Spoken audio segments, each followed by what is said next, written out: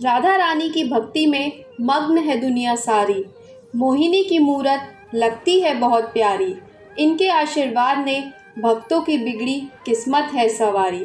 जय जय श्री राधे। ये कहानी है बरसाना की, जहाँ राज राजेश्वरी श्री राधा रानी जी का जन्म हुआ था। बरसाना में श्री राधा जी का एक मंदिर था, जिसके पास एक सेठ जी रहा करते थे। सेठ जी बहुत ही संपन्न थे।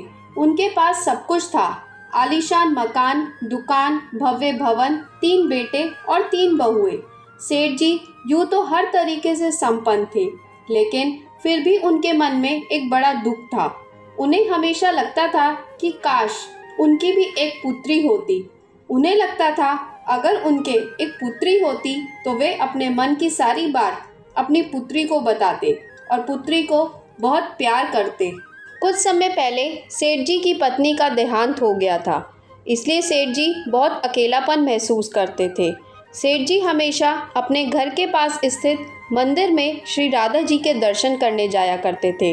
एक दिन जब सेठ जी मंदिर में श्री राधा जी के दर्शन करने गए, उस दिन मंदिर में एक संत पधारे थे।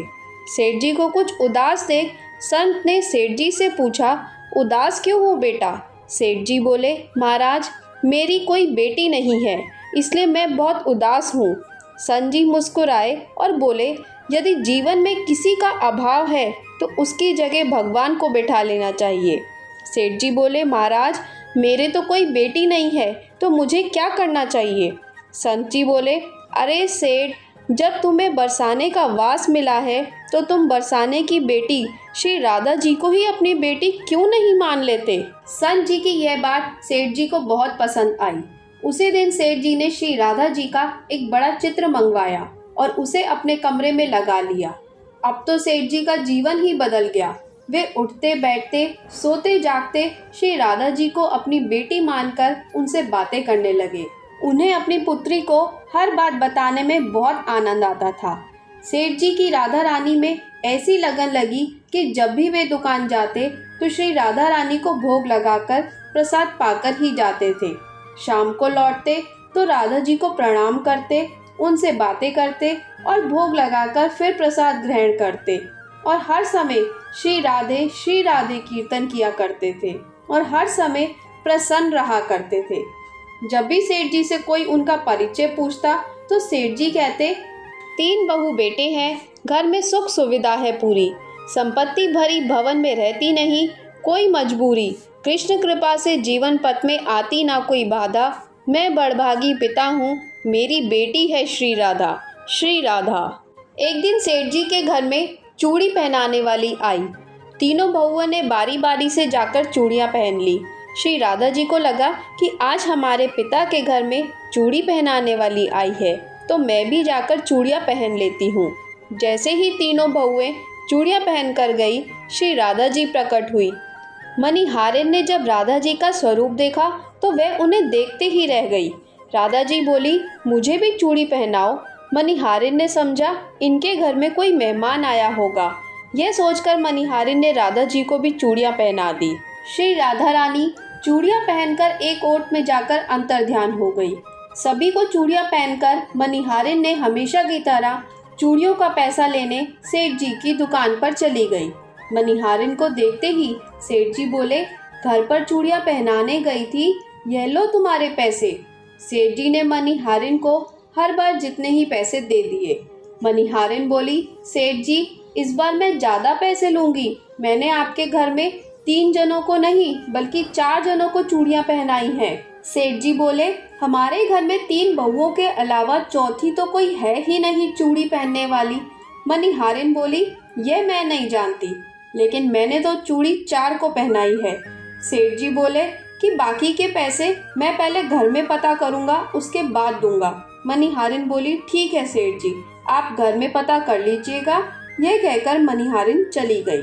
शाम को सेठ जी घर पहुँचे। उन्होंने घर में मणिहारिन के बारे में पूछा। उनकी बहुओं ने कहा कि केवल हम तीनों ने ही चूड़ियाँ पहनी थी। सेठ जी बोले, मैं भी कहूँ कि चौथा तो कोई है ही नहीं हमारे घर में जो चूड़ियाँ पहने। इस प्रकार सेठ जी यह बात भूल गए और अपने नित्य काम में लग गए। सेठ जी राधा राधा बोलते बोलते श्री राधा जी को प्रसाद का भोग लगाकर और भोजन करके सो गए। जब सेठ जी को नींद आ गई तो उनके स्वप्न में श्री राधा जी प्रकट हुई। राधा जी बहुत उदास थी, उनकी आंखों में आंसू थे। सेठ जी ने पूछा, बेटी उदास क्यों हो? श्री राधा जी बोली, आज मेरा मन बहुत दुखी है। मैंने आज अपने पिता का घर समझकर यहाँ उस मणिहारिन से चूड़ियाँ पहनी थी, परंतु पिताजी आपने उस मणिहारिन को मेरी चूड़ियों का मोल नहीं चुकाया। पिताजी आपने मुझे बेटी तो बना लिया, परंतु आपको मेरी याद नहीं आई, आपने मुझे भुला दिया। इससे मैं बहुत दुखी हूँ। यह सुनकर सेठ जी सपने में ही रोते हुए बोले, बेटी मुझे क्षमा कर दो, मुझसे बहुत बड़ी भूल हो गई। सेठ जी तुरंत नींद में से उठ बैठे, उनकी आंखों से आंसू आ रहे थे। सेठ जी ने तुरंत तिजोरी में से पैसे निकाले और मणिहारिन के घर की तरफ चल दिए। सेठ जी ने मणिहारिन के घर का दरवाज़ा खटखटाया। मणिहारिन ने दरवाज़ा खोला और बोली, सेठ जी आप इतनी रात को? सेठ जी को अपने घर पर देखकर मणिहारिन चौंक गई। सेठ जी के नेत्रों में आंसू भरे थे। सेठ जी बोले, तुम्हारे जैसा बड़भागी कोई नहीं है। मणिहारिन बोली, सेठ जी क्या हुआ? सेठ जी बोले, मैंने राधा जी को अपनी बेटी बनाया, परंतु मैंने उन्हें कभी अपने नेत्रों से नहीं देखा, लेकिन तुमने आज उन्हीं राधा जी को अपने हाथों से चूड़ियाँ पहनाई हैं। आज तुम्हारे जितना भाग्यशाली इस धरती पर कोई नहीं है। मैं तुम्हें अपनी पुत्री की पहनी हुई चूड़ियों का मूल्य चुकाने आया हूँ। ऐसा कहकर सेठ जी ने रुपयों से भरी हुई थैली मणिहारिन के सामने रख दी और कहा, इसमें से जो भी लेना हो वो ले लो। जब मणिहारिन ने सुना कि स्वयं श्री राधा रानी उनसे चूड़ियाँ पहनने आई थी तो उसकी आंखों से भी आंसुओं की धारा बह निकली। मणिहारिन बोली, सेठ जी मैं राधा रानी की चूड़ियों के पैसे आपसे कैसे ले सकती हूँ?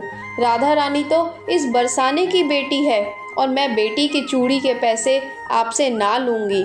परंतु सेठ जी नहीं माने। सेठ जी ने रुपयों से भरी हुई थैली मणिहारिन के घर पर रखी और वहाँ से सीधे श्री राधा जी के मंदिर चले गए। उसी दिन के बाद सेठ जी ने सब कुछ छोड़कर संन्यास ले लिया और अपना शेष जीवन राधा जी के मंदिर में राधा जी की भक्ति करते करते बिता दिया। बोलो श्री राधे, जय श्री राधे।